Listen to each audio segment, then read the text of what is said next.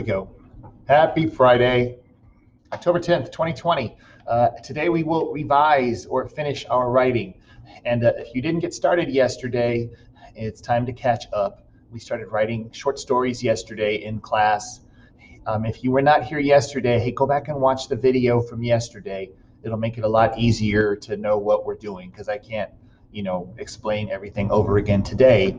But to do that, just want to make sure everybody knows how easy it is. You just go to Schoology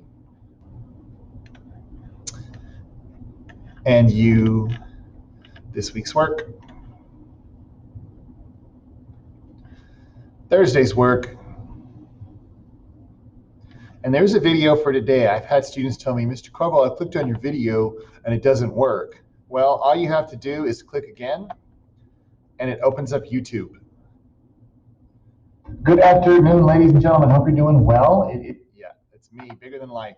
So just like we do in class, I go over the same things. You'll get all the information you need so you can do well on any day's work. Anytime you miss, especially if it says graded assignment, go back and watch the video. And it's on YouTube, so you can watch it from anything. I know like some teachers share their Google Drive videos, and you can only watch it from a school device or blah, blah, blah. No, I always upload them to YouTube so you can see all my videos because I have a video for every day of class. And you can go back and you can tell they've gotten better. Like this was the first couple of them, and I just recorded the entire class period of one class, and then they got shorter as I realized that's just a waste of time. So most of my videos are 10, maybe 15 minutes at the tops, and then you'll know what you have to do so you can make a decent grade. But having said that, I also want to remind us, hey, if you're behind on some grades, you need to make up a daily grade or two, you can do this. You can make up one assignment will replace two missing daily grades or low daily grades. So if you have a 60 on one and a 40 on the other, you can take this one quiz and replace them both with whatever grade you make on that. And pretty much the lowest grade you can make on that is a 70. So at least you get a 70 for those two assignments. But there is a catch. Of course, there's a catch. You have to watch the video. I mean, you really have to watch the video. The video is on Edpuzzle. If you already joined my Edpuzzle class, just click here and it'll take you to Edpuzzle, log in with Google, and you should be able to click on my class and watch this video. If you haven't joined my class yet, click here. There's a sheet with the links. It has the links for Quizlet as well as for Edpuzzle. Just be sure and join the Edpuzzle one and watch the video. It's about 15 minutes or so. Just basically testing skills, how to pick the right answer, and so forth. Then I read the first half of the quiz. It's Jackie Robinson, the famous baseball player, how he got into baseball. And it's just 4 questions. It's much easier than the one we took on Dia de los Muertos. So if you want to do it, it'll be worth your trouble to make up some missing daily grades. And then you take just unsocrated, the way we did the other quizzes we've done. This is 6 periods, so Carvajal 6 would be your access room code. So there's that. And now let's get to today's work. Week of 10-5.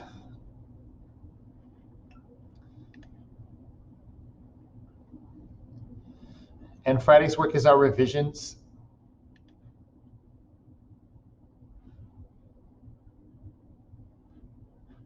Oh, I went too far. Friday's work is your story revisions, and then our commentary is what's going to help you finish strong.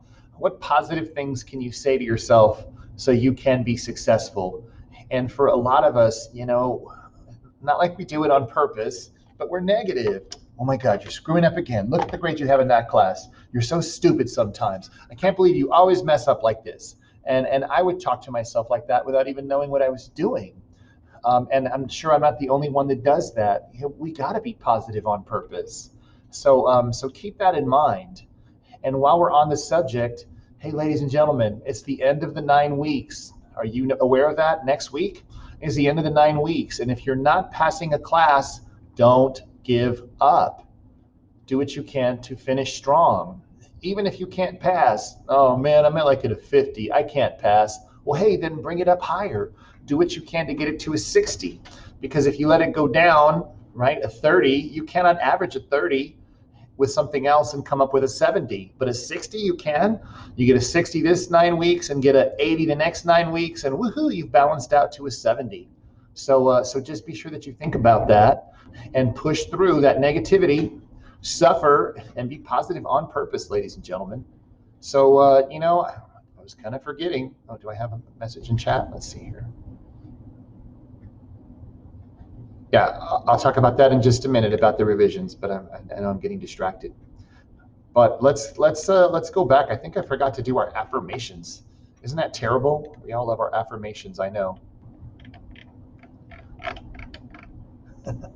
And even if we don't love them, hey, come on, let's do them anyway. They're good for us. Unmute yourself. Think about your success and what you want for your future. Come on, say them with me. What are you? I'm smart, confident, and successful. Yeah, let's hear some more voices. You can do it. How do you feel about writing? I love writing. Writing is so much fun. Yes, you guys rock. And how do you feel about schoolwork? The harder I work, the smarter I become. Absolutely, absolutely. It's so true. All right, so now let's get focused. And today's work, your story revisions. Here's my short story. This is the one from yesterday. Where is my short story revisions? Well, I could have sworn I had it open. Oh well, let's open a new one.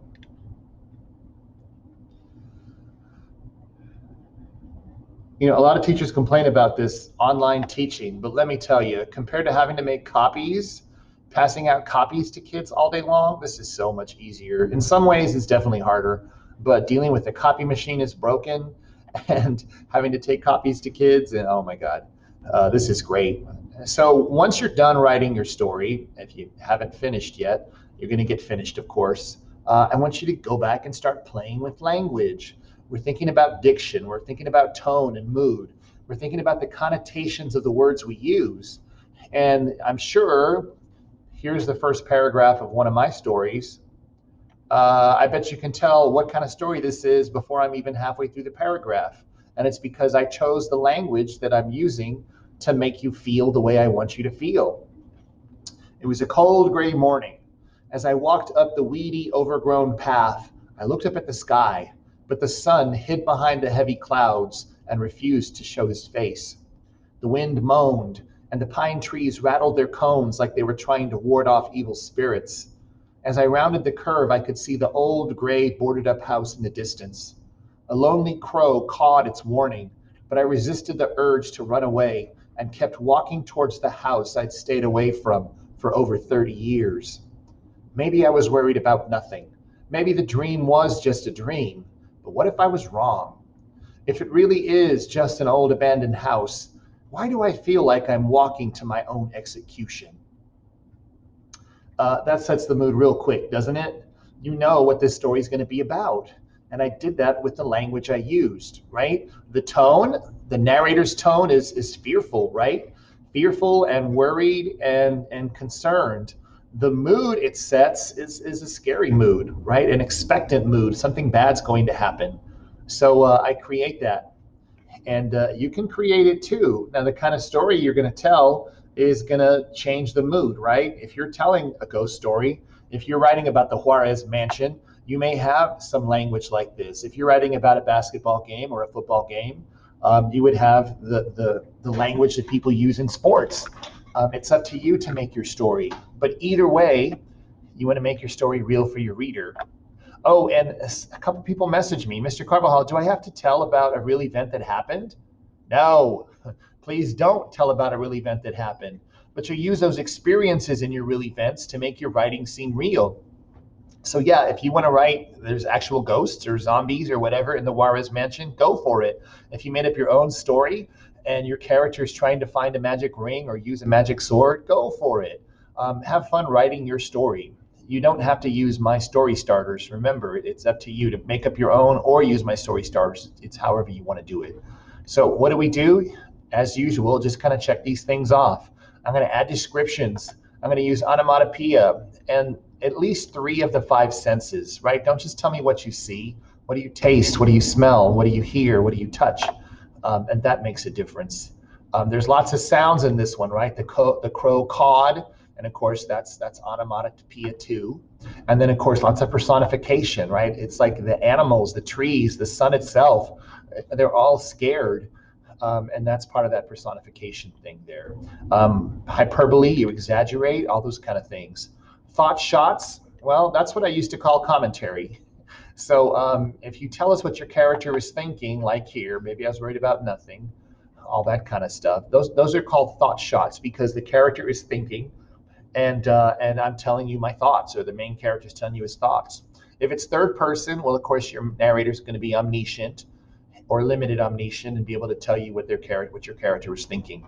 So all those things come together, and you want to make sure. Yes, I'm going to add descriptions. Do I have a description of me or of my antagonist? And all those things are kind of listed here. Check off the details. Tell a little bit about the physical appearance, the clothing, the attitude, brief history. You don't have to do all of them, but I would say at least do 2 and tell us about that person. It doesn't all have to be in the introduction. Like you notice, I give a couple of details about where I'm going, the weedy, overgrown path, the boarded up old house. I don't have just a paragraph of description. The whole time the character's walking and noticing things. So you play with it, have fun with it. And I love the writing so far. I've gone through all of your stories. If you already turned it in, great. I already graded it. Most people had hundreds because most people had 400, 700, 600 words. Only a couple had less than that. So that just tells me, how awesome you all are. So go ahead and work on your stories, add revisions. I will be clicking on just to look at people's work because it's so much more fun to read it with you there than it is to sit behind a computer and just read story after story after story. So I'm going to be, if you notice Carvajal's name showing up in your story, I graded some this morning. I graded some, later today. It'll be obvious that I'm reading over your shoulder, sort of. Okay, any questions for me?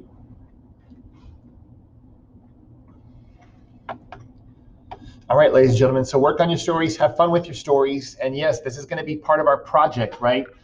We're not going to actually get working on the actual project probably till next week.